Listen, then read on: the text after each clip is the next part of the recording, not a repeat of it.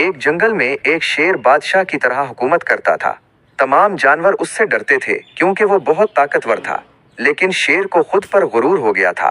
वो सोचता था कि कोई उसका कुछ नहीं बिगाड़ सकता। एक दिन शेर ने ऐलान किया, जंगल में आज से सिर्फ मेरी मर्जी चलेगी। जो मेरी बात न माने मैं उसे खा जाऊंगा। सब जानवर डर गए सिवाय एक चालाक लोमड़ी के। लोमड़ी ने शेर से कहा, बादशाह सलामत, आप इतने ताकतवर हैं, लेकिन अगर अक्ल ना हो तो ताकत किसी काम की नहीं।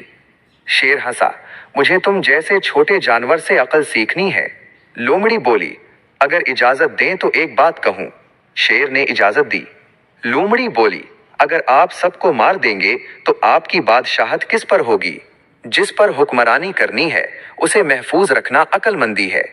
शेर ने सोचा, वाकई अगर सब खत्म हो जाएंगे तो मैं बादशाह किसका रहूंगा। इस दिन के बाद शेर ने अपनी ताकत के साथ साथ नरमी और अक्ल का भी इस्तेमाल शुरू कर दिया और जंगल में सुकून आ गया। नसीहत, ताकत के साथ अक्ल और नरमी होना जरूरी है, वरना ताकत भी बेकार हो जाती है।